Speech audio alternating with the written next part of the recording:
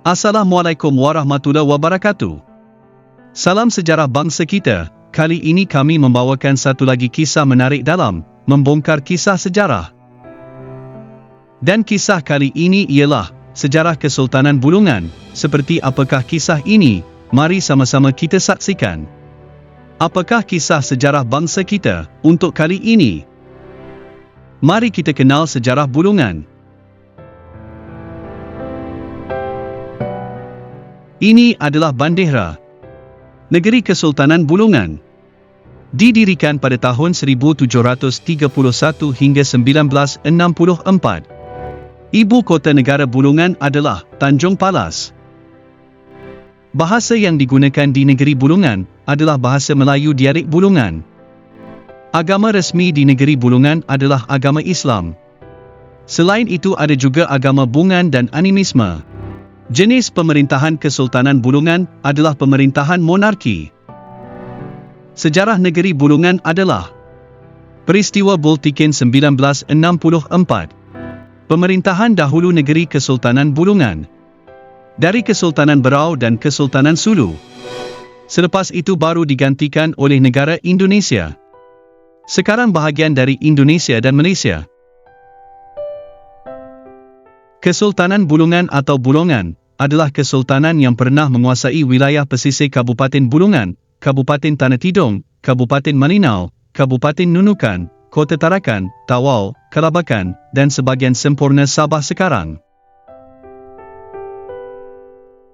Kesultanan ini berdiri pada tahun 1731 dengan raja pertama bernama Wira Amir bergelar Amirul Mukminin.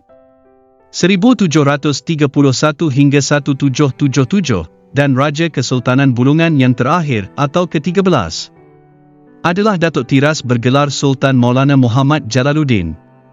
1931 hingga 1958. Negeri Bulungan, negeri merancang. Bekas daerah milik Kesultanan Berau yang telah memisahkan diri sehingga dalam perjanjian Kesultanan Banjar dengan VOC Belanda dianggap sebagai bagian dari Kesultanan Berau. Berau adalah bekas vazal Banjar yang diserahkan kepada VOC Belanda. Pada kenyataannya sampai tahun 1850, Bulungan berada di bawah dominasi Kesultanan Sulu. Sejarah Kerajaan Bulungan. Berdirinya Kerajaan Bulungan tidak dapat dipisahkan dengan mitos ataupun legenda yang hidup secara turun-temurun dalam masyarakat. Menurut legenda, Kuanyi seorang pemimpin suku bangsa Dayak Hupan, Dayak Kayan, kerana tinggal di hilir Sungai Kayan, mula-mula mendiami sebuah perkampungan kecil yang penghuninya hanya terdiri atas kurang lebih 80 jiwa di tepi Sungai Payang, cabang Sungai Pujungan. Kerana kehidupan penduduk sehari-hari kurang baik, maka mereka pindah ke hilir, sebuah sungai besar yang bernama Sungai Kayan. Suatu hari, Kuanyi pergi berburu ke hutan, tetapi tidak seekor binatang pun yang diperolehnya, kecuali seruas bambu besar yang disebut bambu betong, dan sebutir telur yang terletak di atas tunggul kayu jemlai. Bambu dan telur itu dibawanya pulang ke rumah. Dari bambu itu, keluar seorang anak laki-laki, dan ketika telur itu dipecah, keluar pula seorang anak perempuan. Kedua anak ini dianggap sebagai kurnia para dewa.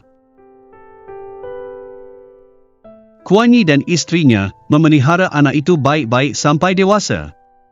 Ketika keduanya dewasa, maka masing-masing diberi nama Jawiru untuk yang laki-laki. Dan yang perempuan bernama Lemlai Suri, keduanya dikawinkan oleh Kuanyi. Kisah Jawiru dan Lemlai Suri kini diabadikan dengan didirikannya sebuah monumen telur pecah. Monumen tersebut terletak di antara Jalan Sengkawit dan Jalan Jelarai, Kota Tanjung Selor, yang mengingatkan kita tentang kisah bakal berdirinya Kesultanan Bulungan. Bulungan berasal dari perkataan Bulu Tengon, bahasa Bulungan, yang artinya bambu betulan.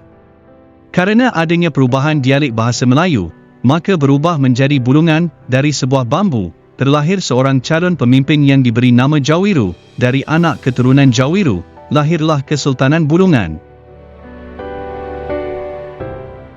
Setelah Kuan Yi wafat, maka Jawiru menggantikan kedudukan sebagai ketua suku bangsa Dayak, Hupan. Kemudian Jawiru mempunyai seorang putera bernama Paran Ingi.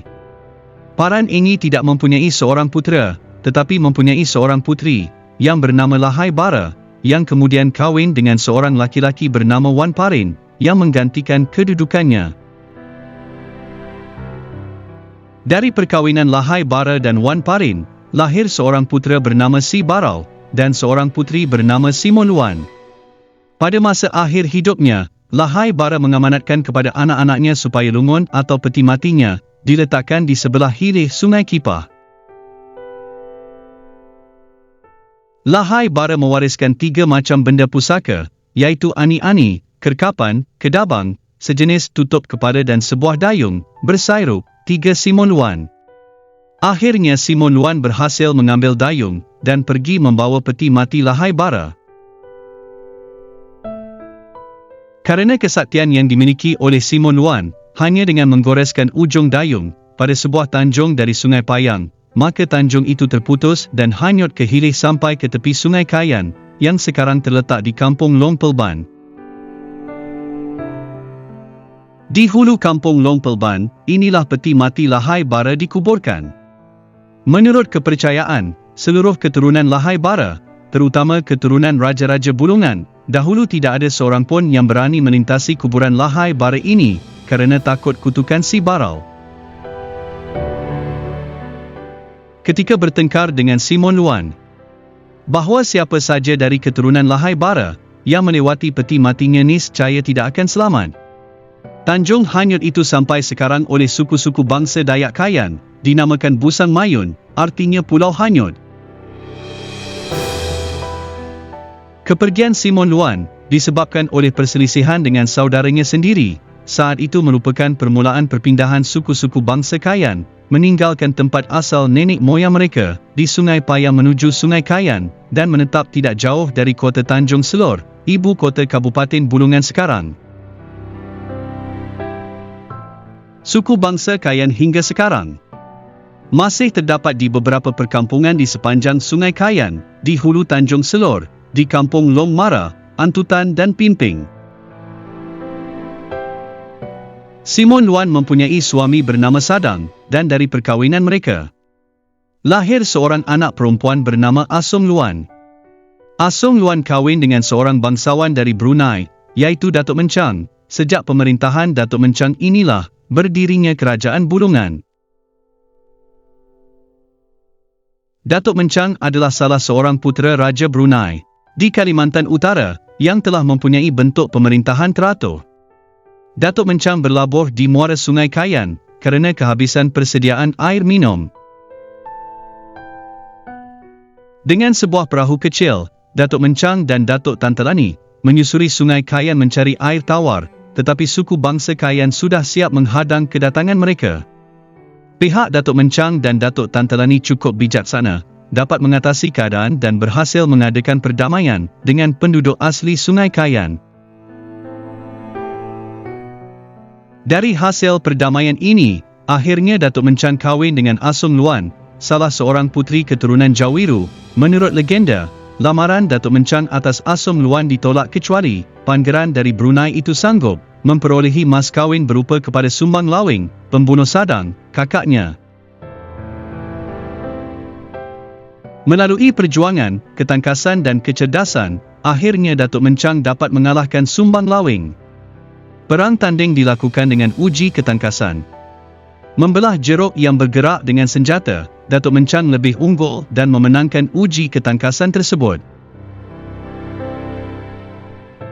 Setelah Asong Luan menikah dengan Datuk Mencang, 1555 hingga 1594, berakhirlah masa pemerintahan di daerah Bulungan, yang dipimpin oleh kepala adat, suku, kerana sejak Datuk Mencang memimpin daerah Bulungan, pemimpinnya disebut sebagai kesatria atau wira. Sultan Bulungan. Berikut adalah daftar Sultan Bulungan. Daftar berikut masih belum sempurna, kerana ada tahun yang hilang serta nama yang tidak diketahui, masa pemerintahan yang dipimpin oleh seorang kesatria atau wira. Datuk Mencang, seorang bangsawan dari Brunei, beristrikan Asung Luan, 1555 hingga 1594, Singa Laut, menantu dari Datuk Mencang, 1594 hingga 1618, Wira Kelana, putera Singa Laut, 1618 hingga 1640, Wira Keranda, putera Wira Kelana, 1640 hingga 1695, Wira Digendom, putera Wira Keranda, 1695 hingga 1731, Wira Amir, putera Wira Digendong gelar Sultan Amirul Mukminin, 1731 hingga 1777. Masa pemerintahan yang dipimpin oleh seorang Sultan. Haji Muhammad, Sultan Alimuddin bin Muhammad Zainul Abidin, Sultan Amirul Mukminin, Wira Amir, 1777 hingga 1817, Muhammad Alimuddin Amirul Mukminin Kaharudin I.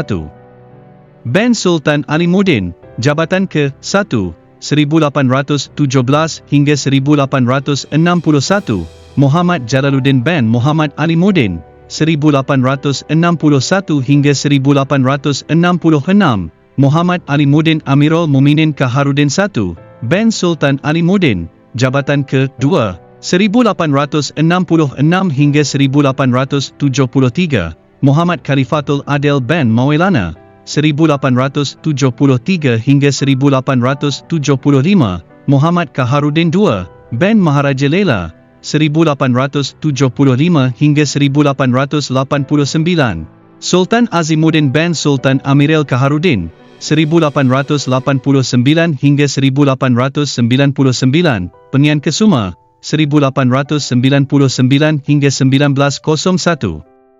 Ia adalah isteri Sultan Azimuddin, Sultan Kasimuddin, Datu Mansur, 1925 hingga 1930, Pemangku Jabatan Sultan Maulana Ahmad Sulaimanuddin, 1930 hingga 1931, menikah dengan Tengku Lailan Syafinah binti Al-M.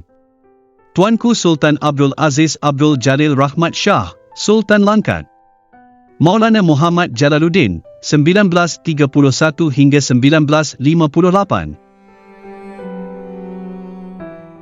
Penjajah Belanda menaklukkan Berau pada tahun 1834, disusuli penaklukan Kutai pada tahun 1848 dan kemudian terhadap Bulungan yang ditandai dengan ditandatanganinya kontrak politik antara Sultan Bulungan dengan Belanda pada tahun 1850.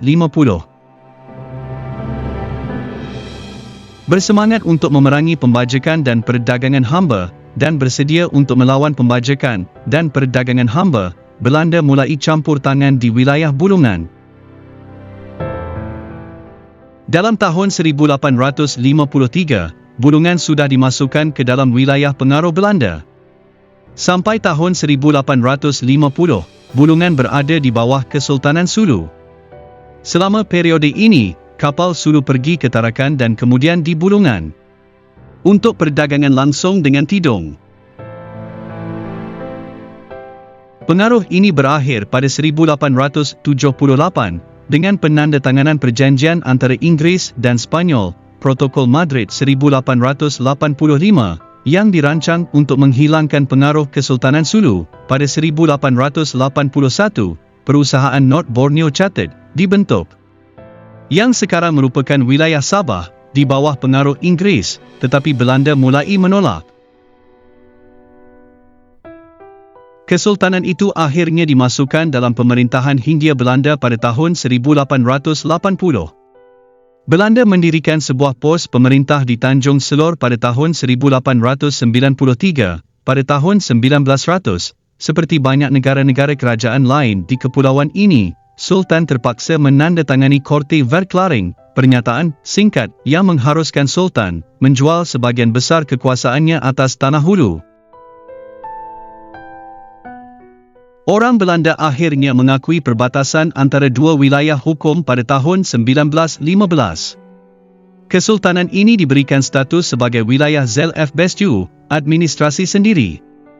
Pada tahun 1928, seperti banyak kerajaan-kerajaan lain di Nusantara yang dikuasai Belanda,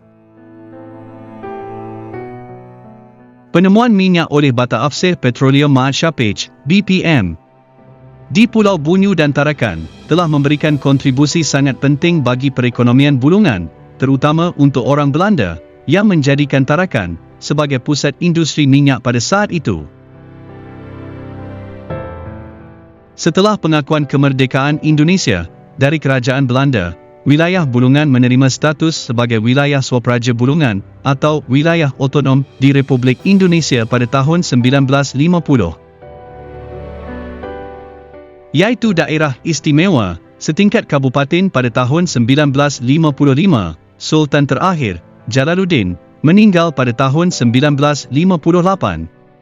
Kesultanan Bulungan dihapuskan secara sepihak pada tahun 1964 dalam peristiwa berdarah yang dikenal sebagai tragedi Boltikin, Bulungan, Tidong, dan Kenyah, dan wilayah Kesultanan Bulungan hanya menjadi kabupaten yang sederhana.